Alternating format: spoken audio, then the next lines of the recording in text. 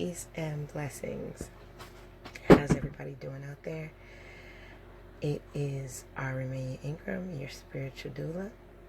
We are all healing and we are all on the path to spiritual growth and development. And like I told you, we'd be on 11/11 at 10. And we're having a conversation this evening about staying motivated when you're healing and what to do when your conditionings come for you.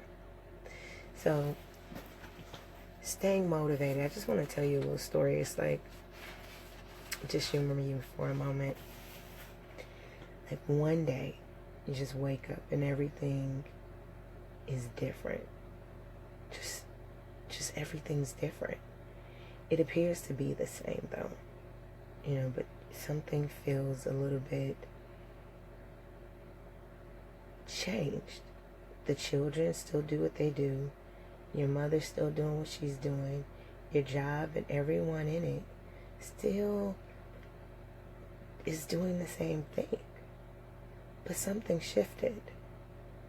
The children are not agitating and irritating you anymore. Your mother, it doesn't seem like she's nagging you anymore. It's just a conversation. And everyone at your job, it doesn't seem like they're out to get you in your position anymore. And so you're like, but it's still me. I'm still here. And so you're knocked down, you feel stuck. You feel like there's a Mack truck that hit you in the head. You're like, what do I do now? And you're a little bit paranoid because it's like, I don't feel the same. I don't think the same. I don't react the same. And you look like, I've spent 20, 30, 40, 50, 60 years thinking and acting and being one way. And now I'm not. What do I do? It's like you can get a little paranoid because now you've entered the realm of healing. You've entered the realm of transcendence. You've leveled up, and you're changing frequencies. And so you've hit that ceiling at the level that you were at, and it actually seems like your face was smashed into the dirty floor of life. And now you are on the other side. And your reactions to everything are no longer the same reactions you had the day before. Like literally, it happens that quick. Your reactions, you do something, and you do it, and you do it, and do it, and you do it with 100%. You are authentic with yourself, and your word means something to yourself, and you're living in a state of integrity with yourself.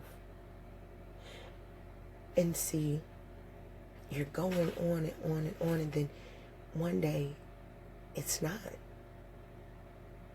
You've totally shifted everything in every way. And so what do you do? What do you do when your conditionings come for you? And your conditionings could look like the friends that you're around, the bills. You look like your house note. It could look like your job, your boss. Things that trigger you. And so you want to stay motivated. And one of the things that you want to do is you want to find your own motivation. What's motivating you?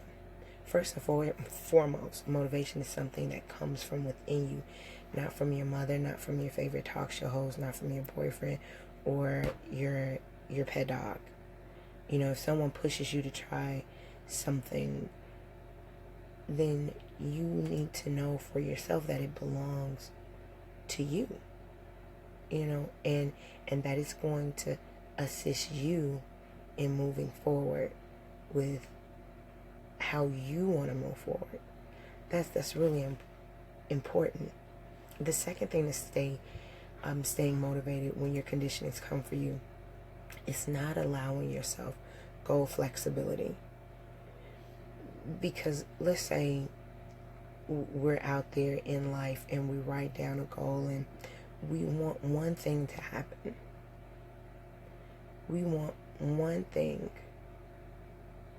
And so sometimes when we think it's not going to happen, when we think that, it's like, well, maybe,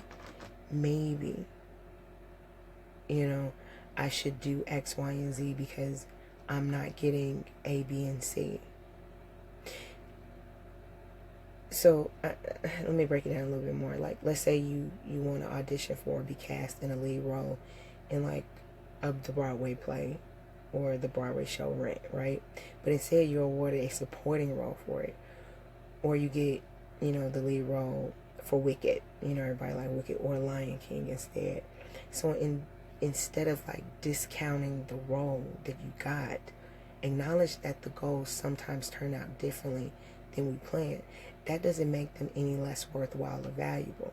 So when we allow ourselves goal flexibility, we're not only accepting our accomplishments, but we're celebrating them and using them as motivation to reach our ultimate goal.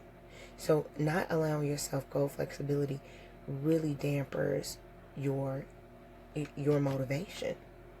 And so when it dampers your motivation, it lowers the energetic, response to healing.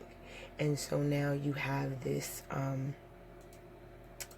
your conditioning start to take over because, I know a lot of people say that your conditionings are not, they always come back to your emotions. It's not going to change overnight, but yeah, it can, and you have to stay firm in allowing yourself to be okay in the present moment. So first is someone else's motivator. You don't want to do that unless you can make it your own and it's authentically yours. Then you have not allowing yourself goal flexibility. You want to be flexible because a win is a win is a win. And just because you wanted it one way doesn't mean that was the way it needed to be. That's something you wanted in a result. You wanted to be in a lead role in a play, or you wanted to be in a play, period. And that's what you put out in the universe. So you got it. It's just not the specific detail, within it. And so that negative Tetris effect, that is a dampener. Like, that will crazy mess up your motivation. So there is a power in negative emotions, and negative emotions equals negative motivation. So the unfortunate power of negative emotions is that they are typically stronger than their positive counterparts. The reason is biology. We're simply wired to pay more attention to negative experiences and threats, and it happens since birth. We're programmed like that. So this Tetris effect describes how our brains get stuck in negative patterns, especially in regards to repetitive tasks, repetitive experiences, and repetitive behaviors. So repeating a task lowers the amount of brain power needed to complete that action. Therefore, negative tendencies can become a powerful negative state of mind that we habitually concede to. So the trick is not repeating the task. Break the task up. Point blank, period. So some of the things that do work, and those are like 3 things. I don't want to spend a whole bunch of time on all of the things that don't work to keep you motivated. You want to talk about some of the things that do work to keep you motivated. So I just talked about the negative Tetris effect and the power of negative emotions and negative motivation. So there's a positive Tetris effect, the negative and the positive, the yin and the yang. The good news, okay? The good news is that just as like your brains can be negatively wired, they can be rewired into positive patterns. And you have to do that consciously by seeking out more positive aspects in your own life. And so we can rewire our brains to naturally seek out the good instead of the bad. And having more positive patterns of thinking energizes us in ways that have never happened before. And we start to see more possibility, and we reach higher levels of success. And this is just rewiring, recoding your spiritual blueprint, and then taking that recoding and rescripting what's in your mind. Now, another thing that works is breaking your goals down. Okay? So, what you want to do is, like, when you break down your final goal, you break it down into smaller steps, or like mini goals. So you're not going to be nitpicking on every single thing and getting into the minute details, but you're going to break down your huge overlapping goal into mini goals, tangible goals. One of the things that I was listening to, I think it was earlier today, that really clicked with this Facebook Live, is that they were like, in the beginning, like year one, we have this far-reaching goal for 2017, and this is what we wanted to do, and it's just like super big. But then when we get ready to say, okay, this is what we want to happen in 3 years, and this is what we want to happen in 5 years and 10 years, then we start to play it down. So we have these far-reaching goals. Oh, I want to make $1 million in 2017, and you've never made $1 million in your life, but now you're going to say, like, in 5 years, I just want to have a really good paying job with a great pension. So that kind of like negates, okay, you want to make $1 million in 2017, but you just want to have a really good retirement and pension in 5 years from now.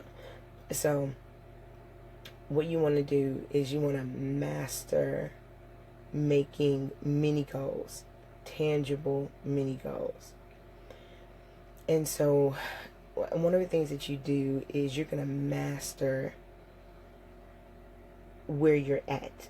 And when you master where you're at, and you say, this is what I'm going to do. I'm going to master me. And once I can master me, I'm going to then branch out outside of me and do X, Y, and Z. And that's how you break down your goals and make them smaller stepping stones to the greater victory. So, and you have to be motivated. And you have to have this like really high motivation for the smaller victories, because that gains momentum for the bigger ones. And so another thing that works and keeps you motivated when you're healing is making plans, like making solid plans to implement changes and to reach a particular goal is often a super huge motivator, especially if your plans involve a little bit of fun, because everybody wants to have a good time, something that feels good. So everything that you do, every plan that you make needs to have like a little bit of fun in it. Even if you're going to the beach, you're like, take off your shoes, throw your feet in the water, kick some sand up, have fun. And then let's take the common goal of working out, like on a regular basis, for example. Those who make plans to go jogging with a friend or sign up for like power yoga or whatever, those classes and those people in those classes tend to stick with it because they tell themselves they really like, exercising because they're with someone that they want to be with. So you definitely want to plan, and you want to make those plans, and you want to make them fun, and pairing up with a really reliable friend who's accountable is a great way of holding yourself accountable and staying motivated. And 2 more things. One is positive imagery. So instead of thinking to yourself in 3 weeks, like, I want to run 4 miles, you're gonna imagine that in 3 weeks you want to run 4 miles. So don't talk about it. Think, visualize about it. So paint like this glowing mental picture of doing that very thing. Hear the applause in your head. Yay, you're so awesome. As you, like you cross the finish line, or you smell those new running shoes that you bought because you really want to buy new shoes anyway. So you're buying these new running shoes. And then, like, you're in a Chicago marathon or the Boston marathon or whatever marathon you want to do, you know, just think about the beautiful skyline of the city and the scenery and where you're going to be, you know, jogging and running. See, and what happens is the more it really becomes, the more intense your motivation will be. Just visualize it. No words, just images. And they're all positive. And the last thing for staying motivated when you're healing is balancing self-discipline with self-forgiveness. Now, self-discipline is necessary to stay on track, right? You want to be committed to yourself and motivation will follow, right? It's also important not to be so hard on yourselves when you fall behind and get off track. Instead of beating yourself up over it, even worse, like giving up entirely, because I've dealt in that whole life of, if I don't have it 100%, I quit. That's not good. So you have to have that flexibility. It's just like goal flexibility. Those two go hand in hand. You want to take a breather. You want to breathe. You want to just sit in that spot, stop moving, and you want to remember why you started in the first place, and hold on to that and forgive yourself for getting off track, and be okay with saying, you know what, I'm gonna start right where I left off, and you know, instead of saying I'm gonna start over. So some of you may have tried these strategies before, and if you did these, you know, and if these strategies like actually worked for you, then talk about them, share them. And if not, what are some things that you've used that, you know, stay motivated? And you can we could talk about it in this feed. So share your comments in the feed. If you want to have a conversation with me, or when you want to have a conversation with me, you can definitely private message me.